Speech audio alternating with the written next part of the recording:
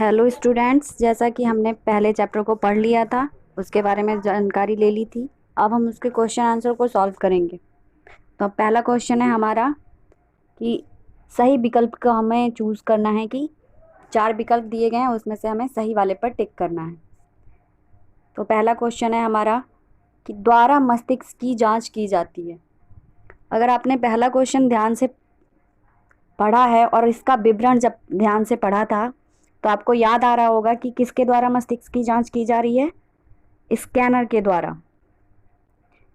तो इसका सही उत्तर हो गया स्कैनर। दूसरा प्रश्न है हमारा, दैनिक जीवन में उपयोगी है। क्या है दैनिक जीवन में? ना तो केवल विज्ञान हो सकता है, ना केवल प्रौद्योगिकी हो सकता है, क्योंकि विज्ञान और प्रौद्योगिकी क्या है, एक दूसरे पर आश्रित हैं, एक दूसरे से जुड़े हुए हैं। तो जो इसका उत्तर सही उत्तर होगा वो होगा विज्ञान और प्रौद्योगिकी। इसी प्रकार तीसरा क्वेश्चन है हमारा, टेलीफोन लाइन की सहायता से जुड़ा हुआ नेटवर्क कहलाता है। जो टेलीफोन की लाइन की सहायता से नेटवर्क जुड़ा हुआ है उसे हम क्या कहते हैं? स्मार्टफोन, इंटरनेट, कंप्यूटर या कोई नहीं? तो उसे हम कहेंगे इंटरनेट, कि इंटरनेट के द्वारा हम सभी लोग एक दूसरे से जुड़े हुए हैं। फिर अगला क्वेश्चन है हमारा, मृदा प्रदूषण से कम होती है। मृदा प्रदूषण से क्या हो रहा है आजकल? हम ज़्यादा उर्वरक खाद का जब उपयोग कर रहे हैं तो उससे जो हमारी उर्वरा शक्ति है मृदा की वो खत्म हो रही है। तो इसका सही उत्तर होगा उर्वरा शक्ति। अगला क्वेश्चन है हमारा प्रश्न नंबर 2, रिक्त स्थानों की पूर्ति कीजिए। तो डैश द्वारा शरीर के अंदर के भागों की जांच की जाती। शरीर के अंदर के भागों की जांच किससे हो रही है? हमने कल ही पढ़ा था इसके बारे में, इंडोस्कोप द्वारा। इंडोस्कोप द्वारा हम शरीर के अंदर की जांच करते हैं। दूसरा क्वेश्चन है, डैश डैश और डैश मनोरंजन के साधन हैं। तो मोबाइल, कंप्यूटर और वीडियो गेम ये आजकल क्या हैं? मनोरंजन के सबसे अच्छे साधन हैं। उसके बाद है ढेकुली रहट के पारंपरिक साधन हैं। ये सब किसके पारंपरिक साधन हैं? कृषि के पारंपरिक साधन हैं। ठीक है। अगला क्वेश्चन है, कृषि उपज में आशातीत वृद्धि को कहते हैं। कृषि में अगर आशातीत वृद्धि हो रही है मतलब कि हम पहले से अच्छे अब अनाज उगा पा रहे हैं और पहले से अधिक मात्रा में अनाज उग रहा है, तो उसको हम क्या कहते हैं?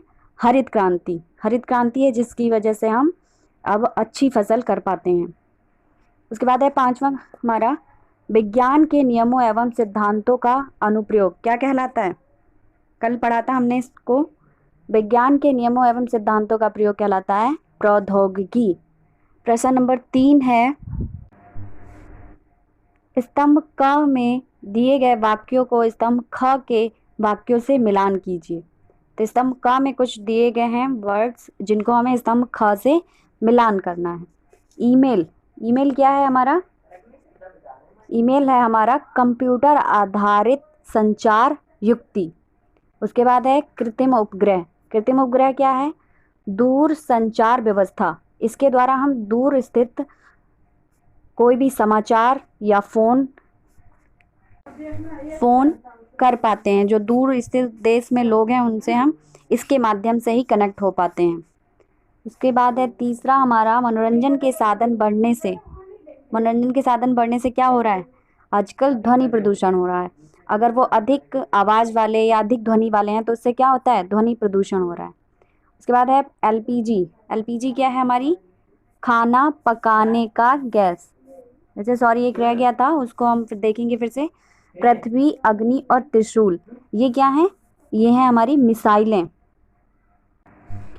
प्रश्न नंबर 4 है हमारा, प्रौद्योगिकी का क्या अर्थ? तो प्रौद्योगिकी का क्या अर्थ है? कल ही हमने इसको पढ़ा था।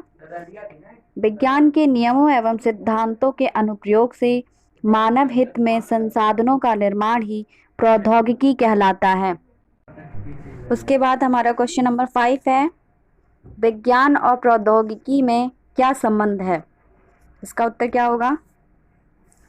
पेट्रोल डीजल की खोज के बाद पेट्रोल एवं डीजल के इंजन का आविष्कार हुआ, जैसे कि कार, बस, और विद्युत के आविष्कार के बाद इसका उपयोग रेल इंजन और इलेक्ट्रॉनिक उपकरणों आदि में किया जा रहा है। इस प्रकार विज्ञान के आविष्कार से नई प्रौद्योगिकी विकसित होती है तथा प्रौद्योगिकी के उपयोग से नए वैज्ञानिक खोज एवं आविष्कार होते हैं। अतः स्पष्ट है कि विज्ञान और प्रौद्योगिकी में घनिष्ठ संबंध है। जैसे कि अगर किसी भी चीज़ की खोज हो रही है तो उस खोज से संसाधन तैयार किए जाते हैं जो कि मानव हित में उपयोग किए जाते हैं, जिसे हम प्रौद्योगिकी कहते हैं। इस प्रकार प्रौद्योगिकी विज्ञान पर आश्रित है और विज्ञान प्रौद्योगिकी पे, और इनमें घनिष्ठ संबंध है। उसके बाद हमारा क्वेश्चन नंबर 6 है, हरित क्रांति क्या है? तो हरित क्रांति क्या है? कृषि में आशातीत उपज वृद्धि जो हो रही है हमारी, उसी को हम क्या कहते हैं? हरित क्रांति। जिससे कि पहले हमारे पास अच्छे उन्नतशील बीज नहीं थे या रासायनिक उर्वरक नहीं थे, अब उन सब का इस्तेमाल करके हम क्या कर रहे हैं? उपज को बढ़ा रहे हैं, और कृषि में जो उपज बढ़ रही है उसी को हम हरित क्रांति कहते हैं।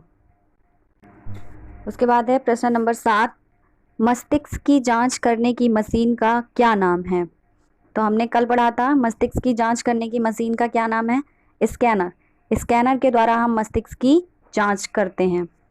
उसके बाद है हमारा प्रश्न नंबर 8, कृषि के क्षेत्र में उपज बढ़ने के क्या कारण हैं? तो इसका उत्तर क्या होगा?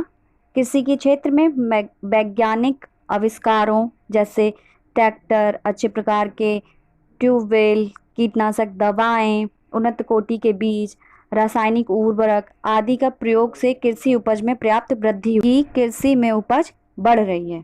ठीक है। उसके बाद है हमारा प्रश्न नंबर 9, प्रौद्योगिकी की सफलता किन बातों पर निर्भर करती है? तो इसका उत्तर होगा भारत में कृत्रिम उपग्रहों को विकसित करने तथा उन्हें पृथ्वी की कक्षा में स्थापित करने की प्रौद्योगिकी में महत्वपूर्ण सफलताएं प्राप्त की हैं। कृत्रिम उपग्रहों से न केवल दूर संचार व्यवस्था में अभूतपूर्व विकास संभव हो पाया है, सुदूर संसूचन में भी हम विश्व में अग्रणी हुए हैं। मतलब ये जो सैटेलाइट्स हैं, उपग्रह हैं, इनकी वजह से ही हम जो भी समाचार देख पाते हैं या दूर स्थित अपने रिश्तेदारों से बात कर पाते हैं। ये सब किससे संभव हुआ है? तो ये सब विज्ञान और प्रौद्योगिकी की वजह से ही संभव हो पाया है। ये इसके सारे क्वेश्चन आंसर हो गए। अगर आपको नहीं समझ में आया होगा तो आप पूछ सकते हैं इसके बारे में, जो भी आपको क्वेश्चन समझ में नहीं आ रहे हो उसको बाया फ़ोन या बाया मैसेज पूछ सकते हैं। धन्यवाद।